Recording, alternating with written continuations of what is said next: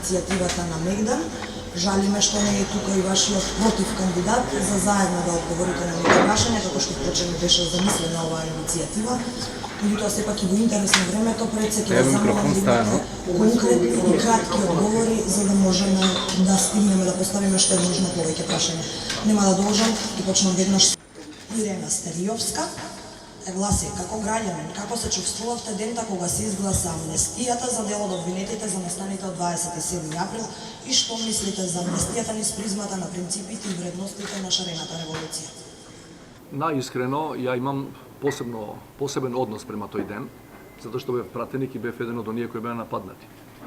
Што не го гледав тоа на телевизија и имав големи проблеми потоа да се соочам со луѓето кои беа и пратеници и беа од другата политичка партија, од тогашната се уште владеачка партија, кој тоа сето тоа го организира.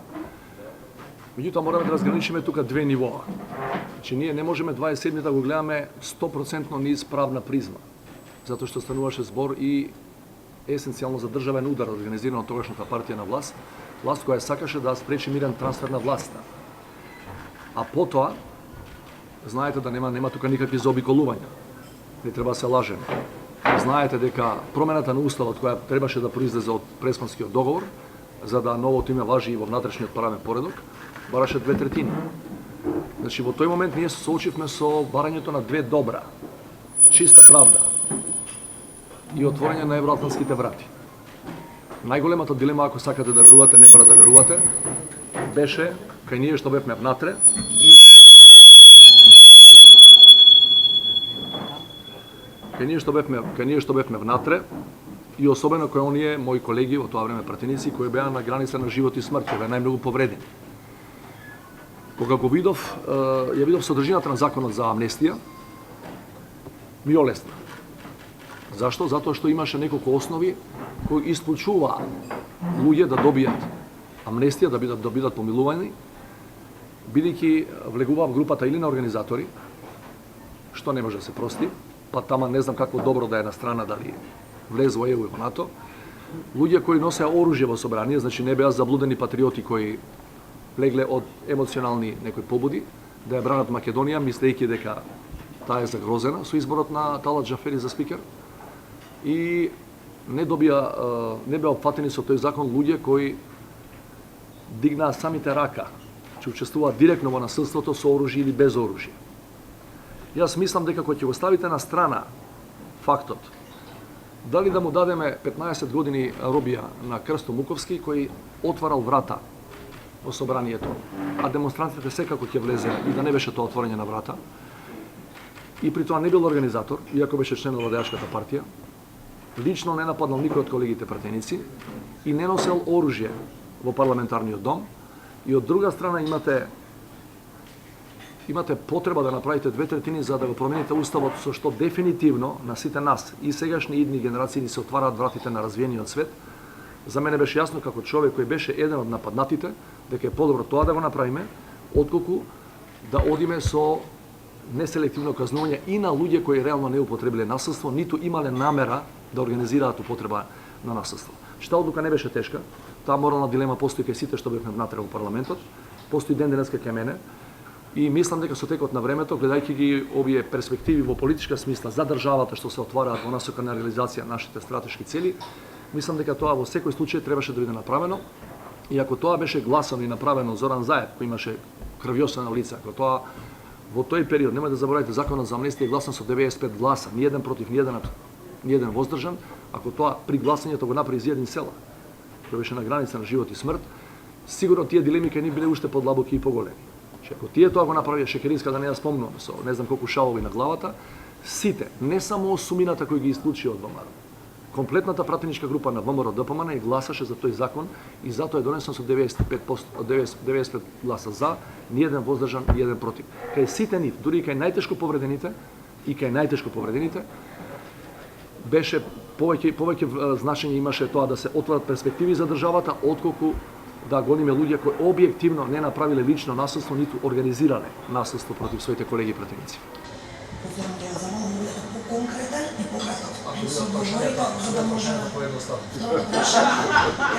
Каро Перо Антич, овде во оваа прилика ќе мора да нагласам прашање на Перо Антич, вашата против кандидатка единствено одговори на оваа иницијатива, што е помалку селективно, бидејќи сега не дојде со вас да се соочи. Прашањето до вас гласи: дали ќе поддржите и дали ќе инициирате диалог за законски измени со кои се предвидуваат поголеми издатоци за спортските федерации на сметка на Државната агенција за млади и спорт? Да, затоа што станува збор за така наречена фискална децентрализација во рамки на спортот. И ја не мислам дека треба една агенција да има монопол во делот на парите и таа да им доделува баш на сите спортски други агенции и федерации колку таа смета, што за неа има место во нашиот правен систем, се разбира, и во однос на спортот. Меѓутоа, мислам дека спортските федерации треба да добиваат пари и изворно од буџетот, а не само преку агенцијата. Секој пат кога имате посредници во делот на делењето на парите од државниот буџет, секој пат тука постојат и простори за манипулација и простор некој да не добие приоритет, а заслужува.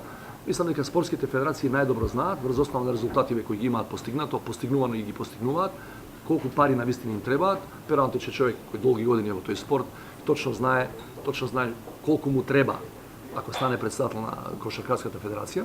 Инаку да немате дилеми, не знам зашто ве чуди тоа што Слјановска денеска не е со вас тука, одговара селективно на неколку мина. Таа никогаш не беше дел од ова движење за промени. Тој став е незин конзистентен. Ја не би очекувал, ме зачуди што и воопшто одговори на некого по пат на Facebook, затоа што нема образ да ве погледа во очи, сите вака непосредно. Следното прашање, поточно следните три прашања се поставени од Душан Стојчев, две од нив се однесуваат за двајцата кандидати, меѓутоа сепак само вие ќе ги одговарате. Што ќе преземате во согласност со вашите ингеренции за враќање на младите во Македонија? Акцентот е ставен на практичноста и на земји кои, например, им обезбедија на младите што ќе се вратат за гарантирано работување најмалку 2 години. Тоа е објективно уделот на владата, ја тука не можам многу да се мешам. Знам, меѓутоа преку посредници, не знам изворно, бидејќи не сум експерт за таа работа, дека во делот на тие стимулации за младите стручни кадри пред да се враќаат, постои една палета на мерки која ја прави и Агенцијата за млади и спорт и дел од министерствата. И јас знам дека тоа е малку, затоа што бројката објективно на млади кои се вратиле после промената на власта од 2016-17 е минорен. И дека тоа треба да биде мој дел од надлежноста, ако ја добијам вашата доверба, на 5 ќе биде да направам се, да го поддржам секој законски проект кој ја турка Македонија кон Европа. Да видиме оној момент кога ќе бидеме блиску или кога ќе бидеме полноправна членка и на Европската унија и на НАТО, сите фондови, вклучително и за студентската мобилност, па и за стартапите, ќе бидат многу поприсутни во многу поголеми количини. Затоа што, знаете, не постои европска држава која се развила само со автономни ресурси, морате да земате од европските предпристапни фондови, значи кои ќе ни бидат достапни уште веднаш по отварање на преговорите, очекуваме во јуни сега, а не да не зборувам какви све можности ќе имаме ако бидеме полноправна членка после извесен број години. Дали сте задоволни од нивото на демократичност во партијата која ве кандидира за председател, доколку не, што мислите дека би можело да се поправи? Кои се вашите идеи за понатамошно подобрување на демократијата во Република Северна Македонија, особено земајќи ги предвид фактот дека повеќето луѓе без разлика на возраст ги третираат партиите како неформално биро за работување? Тука има три прашања, ајде одиме едно по едно, ќе ме посетиш, јас сум постар, ако не ги запамтам второто и третото. Значи, еден од најголемите проблеми на македонската демократија од 90-та до денес е немањето на внатрешно партиска демократија во големите посебно субјекти. За жал се ја не би сакал да им го земам лебот на тие што се внатре во СДС или било каде, ја не сум член на партија. Меѓутоа знам дека внатрешно партиската демократија има уште бајаги време да се поправа, за да имаме демократија воопшто во државата, тие се основни единки во политичкиот живот и без партии не бива. Меѓутоа не сум сигурен воопшто од партија до партија тоа се разлика, меѓутоа не сум сигурен генерално зборувајќи дека внатрешно партиската демократија е нешто што треба ние да се фалиме во држава. Второто беше за демократија генерално. За вашите идеи за подигнување на демократичност. Па освен личен пример во делот на политичката култура и комуникација со политичките опоненти, која имам намера и ја давам години наназад, имам намера да продолжам да ја давам ако имам таква позиција после 5. Мислам дека е нужно да го смениме изборниот модел. И да има Македонија една изборна единица наместо 6, по можност без прак или со минимален прак, затоа што мојата теза е дека ако има повеќе политички субјекти во парламентот, демократијата може само да добие, не може да изгуби. А вака сега, знаете, цели не само етнички партии, него цели мали партии, групации на мали партии мора да се закачат за големата партија на власт или во опозиција, инаку не можат поинаку да имаат своји представници. Многу е непријатно и не е демократски сигурно кога молите некој си лидер на некоја партија од поголемите да ви даде едно место, две места загарантирани, не загарантирани. Тоа е понижувачки за секој од нас. Значи најдобро е една изборна единица која беше предизборно ветување на коалицијата предводена од СДСМ, во меѓувреме се изгуби изгуби од актуелност и од приоритет заради сите работи што би се случуваа, јас сум за тоа. Значи една изборна единица, меѓутоа не со висок праг, бидејќи со висок праг нема да влезат повише од 5-6 партии во парламентот. Дури и партија која има 8 до 10.000 гласови на ниво на Македонија, да може да има еден представник минимум внатре, тоа е идеално, барем за почеток, за да ја подобриме демократијата во државата. Следното прашање е како би одговориле на брањата на Турција, односно Ердоган, за екстрадиција на журналистите? Тука има сега микс на правни и политички елементи, јас сакам да зборам отворено за сите, и внатрешни и меѓународни. Прво, Турција е нашиот најсилен поддржувач за влез во НАТО. Тоа е неспорно. Од кога сме членки на тие придружни програми на НАТО, партнерство за ми се викаат, Евроатлантски партнерски совет 94-95, Турција постојано е заедно со САД, е нашиот најсигурен поддржувач и лобист, не само на Букурешти од сами до ден денеска. Значи, ние не смееме да ги растуриме одличните билатерални односи со Турција. Тоа не е првото, е само едно од елементите кои сакам да ги кажам. Прво и основно, државата Република Северна Македонија мора да ги почитува своите закони. Ако некој од тие луѓе за кои зборуваме и за кои Турција бара екстрадиција, ако ги имаат прекршено нашите закони, не турските закони, и нашите закони, можеме да размислуваме за таква поставка. И трето, не е небитно, Македонија во клучните области, као земја кандидат за Европска унија, и пред да почне преговори, е должна да ја усогласува својата надворешна и безбедносна политика со политиката на Европска унија и е должна и пред да почне да преговара во сите клучни сегменти и сектори на општеството да внимава кои се европските принципи и стандарди. Да преведам се на народски. Турција може да го бара тоа од нас. Ако тоа не е во склад со европските стандарди, нас другите крупни европски сојузници, исто наши поддржувачи, Германија, Франција, САД, Канада, која е членка на НАТО, можат да ни замерат. Ние не смееме да се донесеме во ситуација да добиеме еден пријател плюс во рамки на НАТО алијансата, а да изгубиме 3 други. Како ќе го направиме тоа? Со умешна, со паметна дипломатија. Ја мислам дека ние имаме паметни момци и девојки во тој дел и не се сомнам дека ќе најдат излез. Следното прашање е од Тони Крстевски. Зошто никој од судиите не сноси одговорност, нисто и обвинители кои молчаат за време на режимот? Ја го поставам тоа прашање, одговорот кој го добивам од клучните политичари во Македонија дека ние не се мешаме повеќе во судството. И сега прашањето второ е дали е таква ситуацијата да ти не смееш стварно да се мешаш. Океј, не смееш да се мешаш. Независно е судството. Меѓутоа судството е сваровски години и години уназад. И вие не можете со директна објективност, со директна политичка интервенција на премиер или на министер за правда да смените 40-50 судии. Тоа секако мора да оди низ процедура. Мора да оди низ процедура. Значи, ова што го знам е дека законите за судски совет се веќе донесени и дека ќе се направи, предпоставам, одличен избор, слично као за антикорупцијска комисија, луѓе кои ќе ја преоценуваат работата под одредени законски услови на судиите и на обвинителите и врз тие основи само ќе велат овој не е за судија, овој е за судија. Не зборам за случај на корупција, кај што може да се фати директно човек со пари за да пресуди на одреден начин. Тоа ќе биде бавно, да, ќе биде многу бавно, меѓутоа ние реално, тоа мислам дека јавноста го знае, не добивме политичка поддршка од Европа по промената на власта да направиме генерален ветинг на суди и обвинители, кој јас сум го ветувал као носител прва изборна единица. Зашто, како? Оставете го тоа. И покрај тоа што тој принцип имаше одлични резултати во Албанија, одлични резултати, и тоа нас ни рекоа не, генерално не за некаков вид на политички реваншизам, дека тоа може да однесе во друга насока и да засече уште подлабоко во македонското ткиво, кај што беа веќе длабоки поделбите. И мораме да одиме сега од човек до човек. Тоа е бавно. Дали во наредните пар години ќе имаме подобрување, ќе имаме подобрување. Дали ќе имаме идеален судски систем за 5 години од сега, не. Прашање од Nebojša Велики. Врз кој концепт се темели вашиот слоган од кампањата Заедно напред, односно ова заедно? Врз оној на мултикултурализмот или врз оној на интеркултурализмот и зошто го избравте токму тој? А ја да не ве замарам со финесите на едниот и на другиот концепт, бидејќи едниот и другиот концепт ми е близок. Јас тргам од 2001 година од рамковниот договор, чиј тотален поддржувач бев и 2001 кога се носеше и сега. Јас тврдам дека без инклузија на сите етнички заедници во системот, не во општеството, во државниот систем, во институциите, Македонија не може да оди напред. Ако ги немате битните конституенти на тој систем внатре, ако се надвор, тие ова држава нема да ја чувствуваат за своја и нема да ја бидат лојални, стално ќе велат што ова држава направила за мене, па јас сега да мислам многу за државата. Конечно, тој принцип на етноцентризам и битните политики не донесе до 2001 година и јас се разбира зборувајќи за ова неоправдано употреба на насилство во политички цели, меѓутоа реално ни дојде таа ситуација. И рамковниот договор ги углави, ги внесе во системот албанците кои се над 20%, криво ми е што не ги внесе и другите во системот кои се по 20%, бидејќи мојот концепт во животот секој пат бил, процентите не се битни, битно е дека треба секој од нас, дури и во смисла на колективни права, да добива што е можно повеќе и повеќе и повеќе. Тоа е на познато прашање што ако до година правиме попис март или април, има одлука на владата за тоа, што ако албанците се по 20%, ме прашува еден на трибина, викам, ако се албанците по 20%, треба плюс права да добијат. Не помалку. Небитно е, сосема небитно. Вчера бев завчера во Куманово, кај што практично освен и албанците мисли че се под 20% на општинско ниво, има 4 официјални јазика.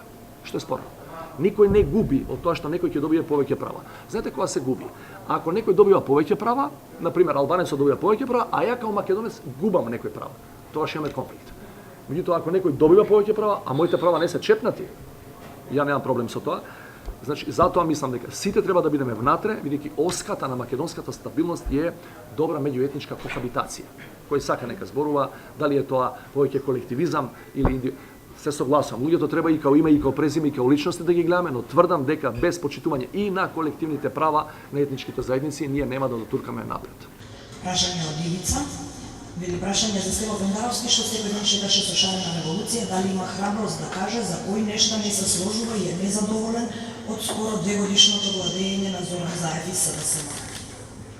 Зоран Заев е мек во политиката, јас сум го кажувал тоа и на трибини и јавно, ја му викам тоа е најголема мана во политиката, што си ти добар од душа и што си мек. Значи, дури луѓето кои ќе го утепаа и на 27-ми, а он имаше многу закани и преди потоа, и нив им простува.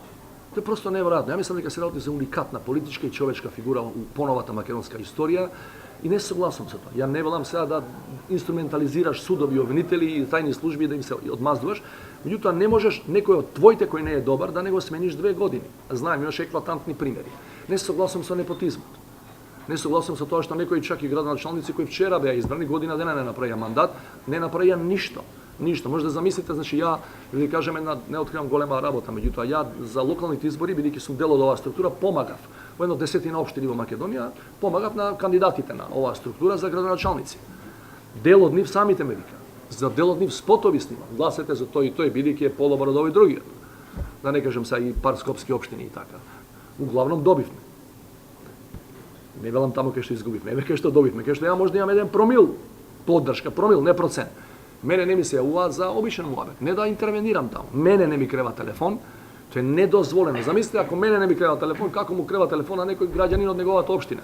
Че тие луѓе летна у облаци. За жал, низ мојава кампања себе, при крај сум на вториот круг, ја поминав цела Македонија уздуш и попреко, ја ви кажувам, малку чув за било кој градоначалник убави зборови од луѓето кои живеат во таа општина. И тоа мора да има санкција. Мора да има санкција. Значи не ме бендисуваат случаите на некадарни луѓе кои се поставени на одговорни функции и на најголеми општини, не само на мали, на рурални општини, и не ме бендисуваат случаите на непотизам. Тоа е работа која не смее да се остави само на антикорупцијска. Следното прашање е дали бројчаните на порта Македонија е измислица за да се придобијат гласовите на шарените? А не. Нема врска со шарените, меѓутоа ја не знам колку тоа технички врти или не врти, меѓутоа постои една пресуда, гледам и мојот противкандидат не е свесен за тоа, во предметот Труст, со судска одлука се вратени назад 17 милиони евра во буџетот. 17 милиони евра. Се веќе вратени со судска одлука втор степен. Така што има и други судски пресуди кои се очекуваат и до сега ги има. Значи, тој бројчаник, независно дали е физички поставен на триумфална или не е поставен, ја лично не се согласувам да биде на триумфална, мислам дека тоа е популистичка реторика, меѓутоа граѓаните заслужуваат да знаат што од оплячканите пари од фамилијата на Груевски е вратено назад во буџетот и тука, тоа сум го објаснувал и на стари некои трибини кои ги држев, на времето, дека таа процедура, бидејќи тие пари се изнесени по разни Белизе и слични острови, дека тоа е бавна процедура, преку Интерпол, преку меѓународна правна помош, дека тоа ќе оди многу бавно и за жал 100% од тие пари кои се оплячкани нема да се врати назад. Но ние мораме упорно со години да работиме на тој план и да вратиме денар, да вратиме цент, да вратиме е успех. Следното прашање од пратеникот Павле Богоевски, доколку собранието изгласа измени во кривичниот законник со кој се брише членот 353, проблематичен член од претходната власт за кој Европската унија вели дека треба да го промениме, но кој ќе значи пропаѓање на неколку постапки на специјалното јавно обвинителство, дали ќе примените председателско вето? Да. За жал тоа вето е само суспензивно, не е апсолутно. Значи да имам право на апсолутно или да направам како Ивано, да го ставам во джеп и да и да се свиркаме. Следно, Дарко Кежман. Пендаровски, дали може да видиме некој твитераж во вашиот кабинет како администратор на вашиот профил на Твитер? Мислам дека и Трамп има администратор, јас не се гледам себе тука, ма гледам ете квалитетни твитерџи за такво место. Ја имам неколку квалитетни твитерџи во мојот штаб сега што трчаат со мене. Се не би сакал да ги откривам нивните имиња, меѓутоа добро ми олесна кога вика дека он не е самиот кандидат за тоа. Не се шегувам, да, за жал без твитерџиите ние постарите поготово не можеме да се снајдеме ова море од социјални мрежи. Ќе има и сега има и ќе има и тоа е начин на комуникација. Ќе одиве се поише кон тие нови начин на комуникација, не на традиционален начин како што беше со постарите генерации политичари. Невена Бузаровска прашува: според новиот предлог закон за урбанизам и просторно планирање се предвидени урбанистички планови од државно значење, каде јавноста е исклучена, ќе ги носи и спроведува владата. Дали како иден председател се согласувате со ова и дали ќе подпишате ваков закон? Ако секој закон, особено од оваа сфера, кај што нема широка консултација со граѓаните, нема да го подпишам. Значи идеален да е припишан од Шведска, од Германија, ако не си ги прашал луѓето на кои ќе се однесува, таму кај што живеат, нема да го подпишам, ќе барам задолжителна јавна расправа претходно. И во тој контекст сум слободен да кажам дека го знаете сите случаи од Мајчин дом, че вие не е дозволено во кампања да кажете дека тоа нема да се гради. И на тоа добивате пар поени. И кога ќе станете градоначелник, да кажете бе немам што да направам. Тоа ти ги знаеш законите и претходно што биле, бидејќи се исти од кога си избран. Тој тип на double talk го вика, на дупло зборење не е дозволено у политиката, а ако сакаш да те почитуваат тие кои треба да те бираат или те избрали. Следно прашање, Габриел Мишевски. Во 2011-та во отвореното студио на 24 Стево Пендаровски кажал дека промена на името е можно со облигаторен референдум. Кога Пендаровски лажеше? 2011 или денеска? И што е клучно прашање за да го смени ставот диаметрално спротивно? Јас сега да ви открием една мала тајна. Јас бев и сега кога се правеа политичките консултации за облигаторен референдум. Зошто се отиде на конструктивен? Затоа што сите знаеме. Два елемента решија колку мина ќе излагаат. Директниот бојкот, кој ВМРО ДПМН не го криеше, организиран бојкот со кој околу 300.000 луѓе, ги видовме сега на изборите, колку се, околу 300.000 луѓе им беше речено да седат дома и тие го слушаат партискиот став, и проценката која вели дека минимум 400.000 луѓе се на спискови, а не се во Македонија и не гласаат во диаспората. Инаку ако земете од тие што ја го нарекувам реален електорат во Македонија, ние имавме чисто мнозинство на референдумот. Само од тие причини другата група во рамки на оваа коалиција ме убедија, инаку не затоа што сум го рекол тоа, него навистина мислам дека треба тие што реално живеат во Република сега Северна Македонија, тие треба да решаваат. Меѓутоа за жал знаете, 1.808.000 луѓе гласачи не живеат во оваа земја. За жал не живеат во оваа земја. Ние ја мислам дека непријатно ќе се изненадиме до година во март-април кога ќе го направиме пописот и кога ќе видиме дека тој ќе биде можеби и помалку, зборам за некои де факто живеат тука, некои се пишани дека живеат тука, ќе биде можеби и помалку од прекинатиот попис 2011 за кој постојат спекулации дека е прекинат последниот ден кога тогашните политички чауши виделе дека нема повеќе од 1.700.000 луѓе. Следно прашање од Ана Кркој, доколку бидете избрани за председател, дали и кои конкретни чекови ќе ги преземете за екстрадиција на поранишниот премиер Никола Груевски? Реално немам ја тука големи надлежности, не би имал големи надлежности, меѓународната правна помош е во рамки на Министерство за правда. Во политичка сфера можете кога разговарате со луѓе, дали во Брисел, дали на други места, можете да политички да ургирате. Значи луѓето да членки на Европска унија да не им даваат уточиште на такви луѓе, членки на Европска унија, збориме за некоја азијска или африканска држава. И тоа со образложение колку што се сеќавам, значи образложението е условите во затворите во Македонија не се добри. Тоа е образложението зашто он добил или ќе добие азил во земја членка, стара земја членка на НАТО и на Европската унија. Во меѓународна правна смисла не можам да помогнам, меѓутоа можам со апел до сите наши колеги, партнери, пријатели во Европската унија да не им даваат уточиште на такви луѓе, бидејќи тука не станува збор, сите знаеме, за политички прогон. Тука станува збор за класичен криминалец, кој со парите избега надвор. Прашање од Алек Мукачев. Стево Пендаровски, имате ли намера како потенцијален председател да ја осудите владата за непотизмот кој го потврди антикорупцијската? Мислам дека ова веќе го одговорив и на трибини и завчера го одговорив тоа и сакам само да додам, мислам дека вториот дел од таа моја теза не беше многу јавно познат, значи прв пат имаме антикорупцијска која е направена на вакви основи. Во жив пренос, соучество на опозиција, соучество на невладин сектор, соучество на медиуми, прв пат. И прв пат во историја се случува антикорупцијска да носи мерки 3-4 дена пред избори за функционери на актуелна власт. Што никогаш не се случило. Ама никогаш не се случило и добро е се случило. И мојот повиков, вториот дел од мојата изјава е дека тие кои се засегнати, да внимаваме се, тука негде вели дека има и индиции за судебни интереси, значи поставката не е завршена, меѓутоа таму кај што е завршена. Вие, ако сте доблесен политичар, не смее воопшто да коментирате. Треба да ја спроведете таа одлука и да се заминете дома. И политичка одговорност за вас и повлекување од работа на тие што се вработени. Некој од нив, за жал, рекоа не, ја не сум влијал. Тука станува збор за предпоставен судебни интереси. Нема тука бомби на заеб кој вика, стварно си се јавил, си му рекол прими го мојот тој и тој. Че овде е предпоставен судебни интереси. Предпоставен заради позицијата која имаш. И не можеш да кажеш ја немам врска со таа работа или стварно не знам. Стварно не знам. Значи морате да ја почитувате одлуката истиот ден и морате самите да поднесете политичка одговорност. Прашање од Владимир Штериовски, овде имаме и понудени одговори.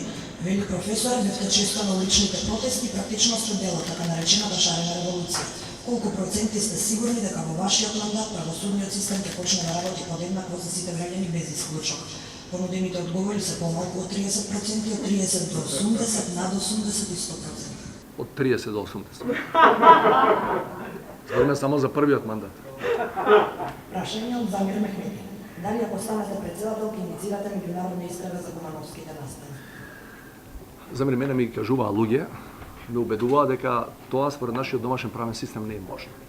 Значи не збориме за меѓународна правна помош. Ако некој избеган па да ми го вратиш назад и да даде изјава, да го вратиш да даде изјава. Станува збор, значи тоа знам зашто станува збор. Значи ние 2015-16 одма после тие настани од 9 мај, трагични настани, зборавме за меѓународна истрага во која немавме верба во Сваровски суд, велиме дали некој странец може да дојде место вас. Значи еве да ви кажам накусо дека ни Интерпол тоа не може да го направи. Имавме истражители и од Хашкиот трибунал, па и во некои ситуации и од Интерпол кои некои убиства истражуваат тука. Интерпол, истражители од Интерпол немаат право самостојно да преземат било какви действија, туку само преку домашните инспектори, домашните обвинители, значи нашите институции и органи. Значи тука постои правна пречка во таа смисла. Меѓутоа јас можам да се заложам во сите контакти што ќе ги имам со меѓународна заедница, меѓународни експерти да се приклучат на овие нашиве што не знам дали работат или ќе работат, за да им дадат таков тип на стручна поддршка. Инаку странски истражители не можат да водат постапка внатре во Македонија. Тоа е сигурно според постојаното законодавство. Иначе поддржувам затоа што и самиот случај опфаќа барем уште две држави во нашето опкружување и не се случува подготовките за тој чин, не се случуваат се на територија на Македонија, туку се случуваат дел најверојатно Јужна Србија, дел Косово. Прашање од Рамис Даути. До кога треба да чекаме за случајот Алфа да се суди праведно, а не политички? Осудениот Агим Ислами последното кафе го пиел со мене и двајцата сме биле уапсени, ама он стана убиец, а јас сум на слобода. Како? Чекаме правда 10 години, што ни ветува идниот председател, дали може да имаме доверба во него? Станува збор за убиството кај природно-математички факултет. Тоа е Алфа. За тоа збориме така.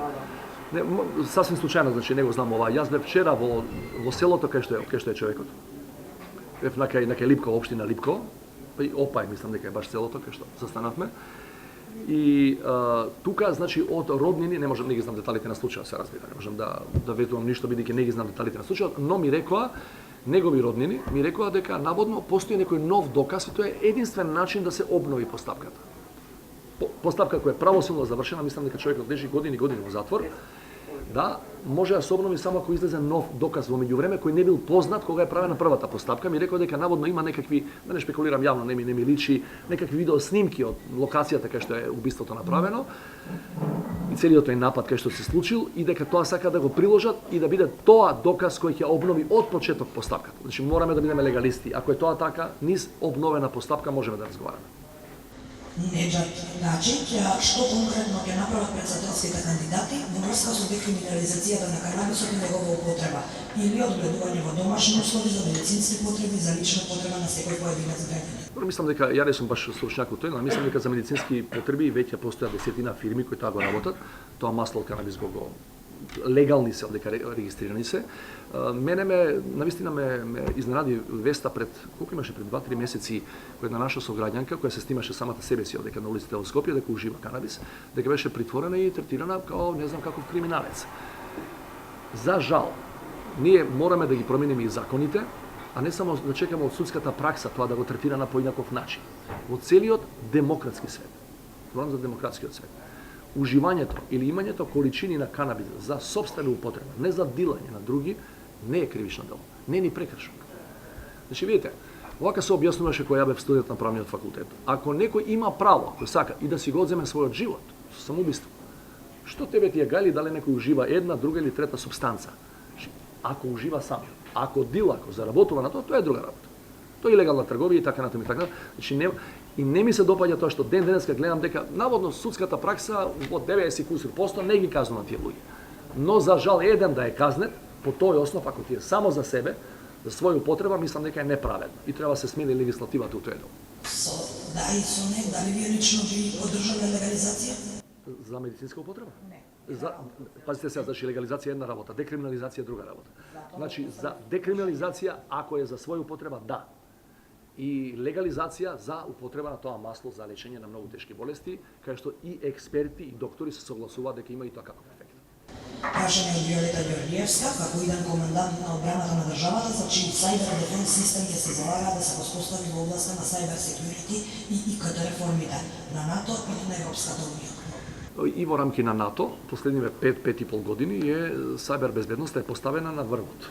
Овие традиционални закани заминуваат во историјата, се помалку ги има и овие новите закани што ги викаат, значи тоа е утврдено во нивните доктринарни документи као сериозна закана, една од првите 3, и ние мораме да ги измениме во тој дел нашите стратешки документи. Нешто е спомнато, меѓутоа не е на ниво на врвна стратешка закана, мора да биде, бидејќи се поретко некој ќе ве нападне па ќе ви земе дел од територија, тоа е и тоа како ни е дел од нас, практично. Знаете дека имавме ние сајбер напади за време за референдумот, па некои се и дури сега ми кажува дека има таков тип на сајбер напади. Или феноменот фейк ньюс, ние мораме се спремаме за такви закани и во рамки на НАТО секако ќе мораме заедно со останатите 29 членки да мислиме нешто околу колективната одбрана од такви закани. Следното прашање од Гоце Марковски, со хаштагот на Мегдан, како ќе го искористите своето влијание во борбата против злоупотребата на моќта од страна на функционерите во владата?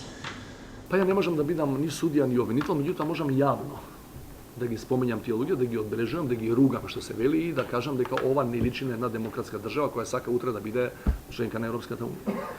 И тука сакам да се осврнам сосема накуса на тоа што вела дека председателот има го бира цел народ на општи избори, а има символични надлежности. Не е точно.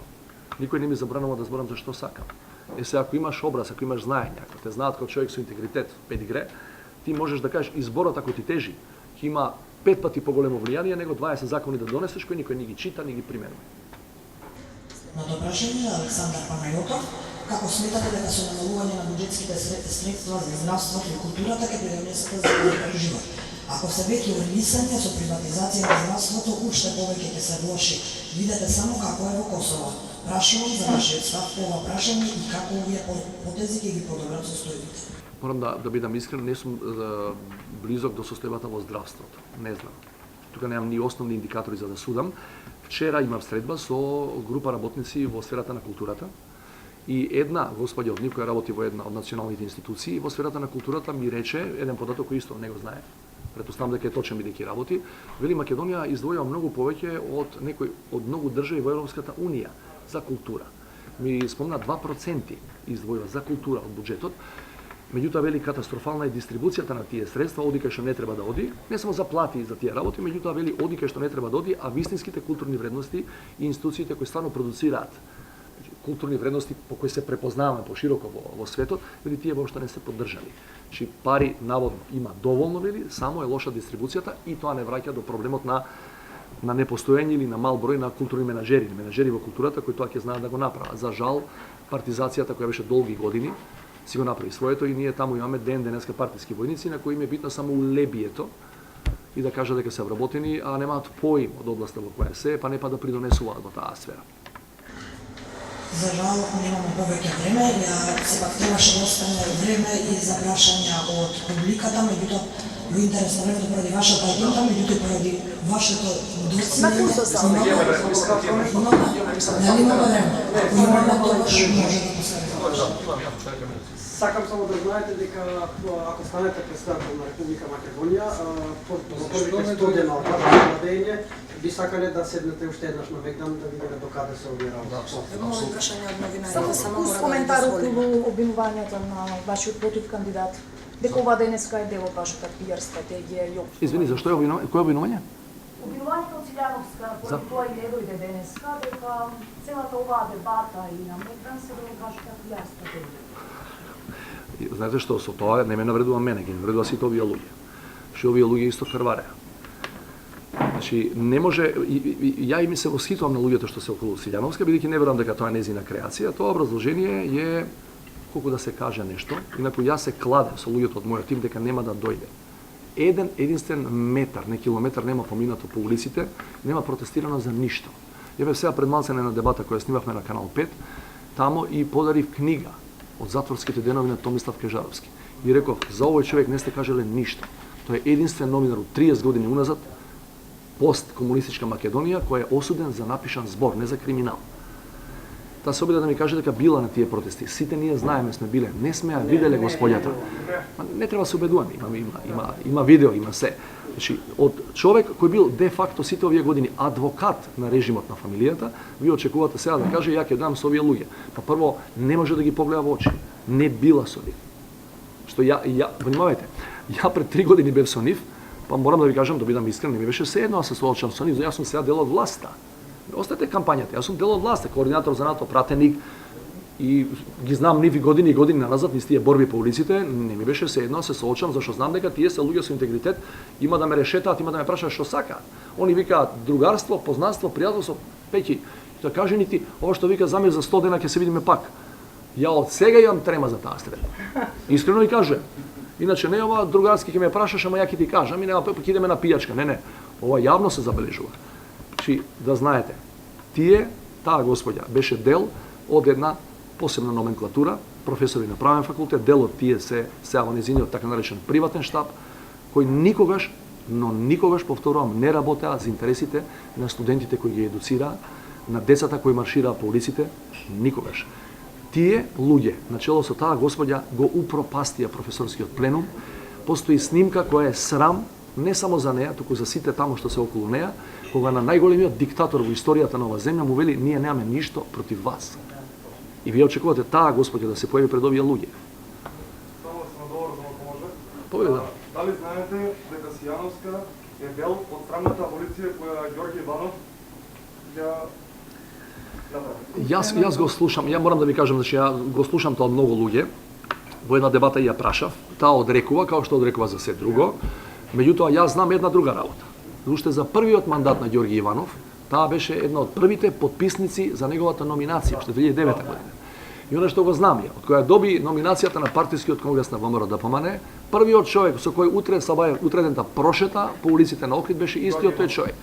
Затоа ја да не звучи сега као дел од мојата кампања. Јас стално велам, луѓе, внимавајте, оној кој гласа за господјата Силјановска му дава трет мандат на Ѓорѓе Иванов. Точка. Совет или да? Ево, молба.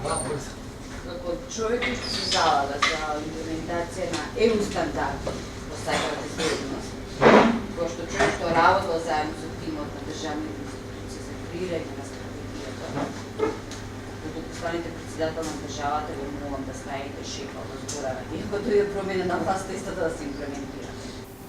Извини, што да стане?